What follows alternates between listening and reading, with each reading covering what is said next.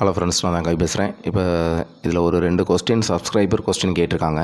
நல்ல கொஸ்டின் அதுக்கு வந்துட்டு நம்ம வீடியோவாக ரிலீஸ் பண்ணிட்டா அவங்க டவுட்டு வந்துட்டு கிளியர் பண்ணுறதுக்கு கொஞ்சம் வசதியாக இருக்கும். ஃபஸ்ட் கொஸ்டின் வந்து பார்த்திங்கன்னா,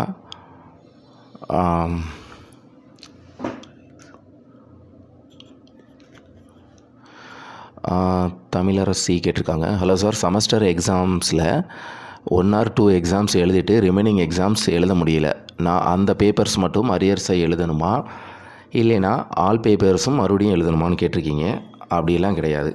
இப்போ வந்துட்டு நீங்கள் பிஏ தமிழ்னு வச்சுக்கலாம். உங்களுக்கு வந்துட்டு ஃபஸ்ட்டு செமஸ்டரில் ஒரு 5 சப்ஜெக்ட்ஸ் இருக்குது அப்படின்னா, நீங்கள் வந்துட்டு ஒரு 2 எக்ஸாம் எழுதிட்டீங்க. ஃபஸ்ட் எக்ஸாம், செகண்ட் எக்ஸாம்ஸ் எழுதிட்டீங்க. மிச்சம் உள்ள எக்ஸாம்ஸ் வந்துட்டு நீங்கள் எழுத முடியலை அப்படின்னா, எந்த எக்ஸாம்ஸ் நீங்கள் அட்டன் பண்ணலையோ அந்த எக்ஸாம்ஸ் மட்டும் நெக்ஸ்ட்டு செமஸ்டர் எழுதும்போது நீங்கள் அரியராக எழுதிக்கலாம். சரிங்களா?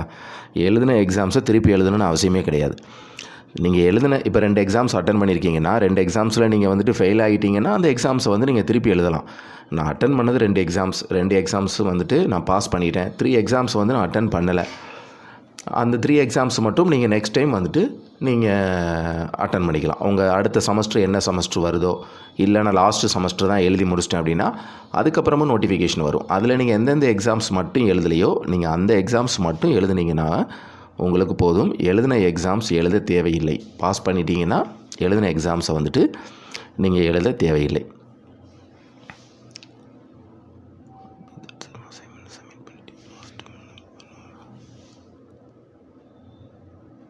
செகண்ட் ஒன்று வந்து பார்த்திங்கன்னா, சேம் எக்ஸாம்ஸ் டவுட் தான் கேட்டிருந்தாங்க.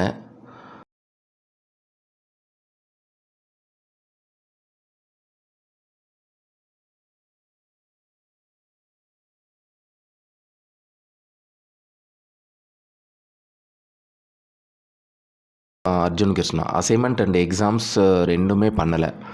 Any problem sir? நெக்ஸ்ட்டு செமஸ்டரில் அசைன்மெண்ட் அண்டு எக்ஸாம்ஸ் ரெண்டும் பண்ணிக்கலாம். இப்போ உங்களுக்கு ஃபஸ்ட்டு செமஸ்டர்னால், நான் ஃபஸ்ட்டு செமஸ்டர் வந்துட்டு அசைன்மெண்ட்டும் சப்மிட் பண்ணலை, எக்ஸாம்ஸும் எழுதலை.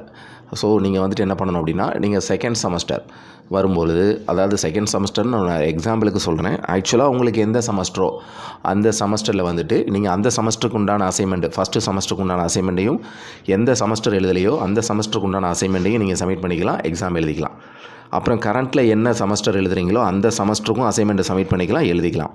இதில் என்ன அப்படின்னா, அப்போ வந்துட்டு என்ன வரும் அப்படின்னா, நீங்கள் ஃபஸ்ட்டு செமஸ்டருக்கு வந்துட்டு நீங்கள் ஹால் டிக்கெட்லாம் நீங்கள் ஃபீஸ் கட்டி பே பண்ணியிருந்தீங்கன்னா உங்களுக்கு ஃபஸ்ட் இயர் மார்க் ஷீட் வந்துட்டு உங்களுக்கு என்ன ஆகும் பார்த்தீங்கன்னா, எல்லாமே 6Aன்னு போட்டு வந்துடும்.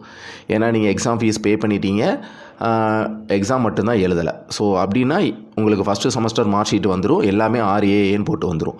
நீங்கள் செகண்ட் செமஸ்டரில் அதை எழுதும்பொழுது செகண்ட் செமஸ்டர் மார்க் ஷீட், அதாவது எந்த செமஸ்டர் எழுதிங்களோ அந்த செமஸ்டர் மார்க் ஷீட்டோட உங்களுக்கு அப்போ அதில் 2 செமஸ்டர் எழுதும்போது ஒரே மார்க் ஷீட்டில் நீங்கள் அந்த 2 செமஸ்டரோட மார்க்கும், இன்டர்னல் மார்க்கும், எக்ஸ்டர்னல் மார்க்கும் அதில் சேர்த்து வந்துடும். இப்படி தான் வரும். அந்தந்த இயருக்கு வராது. இப்படி தான் உங்களுக்கு மார்க் ஷீட் வந்து வரும். மற்றபடி எந்த பிரச்சனையும் இல்லை. எக்ஸாம்ஸ் வந்துட்டு சப்போஸ் ஃபஸ்ட்டு சப்ஸ்கிரைபர் என்ன கேட்டிருந்தாங்க, 2 எக்ஸாம்ஸ் எழுத முடியும், 3 எக்ஸாம்ஸ் எழுத முடியாது அப்படின்னா, எந்தெந்த செமஸ்டர் எந்தெந்த இயரில் எழுதுறீங்களோ அந்தந்த மார்க் ஷீட்டில் தான் பிரிண்ட் ஆகும், தனித்தனியாக வராது. நீங்கள் எப்படி எக்ஸாம்ஸ் எழுதுறீங்களோ அதே மாதிரி தான் உங்களுக்கு மார்க் ஷீட் வரும். ஸோ அதனால் நீங்கள் ஒரு செமஸ்டரில் அசைன்மெண்ட் எழுத முடியல, எக்ஸாமும் எழுத முடியலைன்னா நெக்ஸ்ட்டு செமஸ்டர் வரும்போது அந்த அசைன்மெண்ட்டும் எக்ஸாமும் நீங்கள் எழுதி கம்ப்ளீட் பண்ணிக்கலாம். அந்த கரண்ட்டு மார்க் ஸ்டேட்மெண்ட்டில் தான் உங்களுடைய நீங்கள் அப்போ எழுதுறீங்கல்ல, எழுதாத எக்ஸாம்ஸ் எழுதுறீங்கல்ல, அந்த மார்க்கும் நீங்கள் கரண்ட்டில் எழுதுறதும் ஒரே மார்க் ஷீட்டில் பிரிண்ட் ஆகும். சரிங்களா? அப்படி தான் உங்களுக்கு மார்க் ஷீட் வரும். மற்றபடி நீங்கள் வந்து எழுதிக்கலாம்.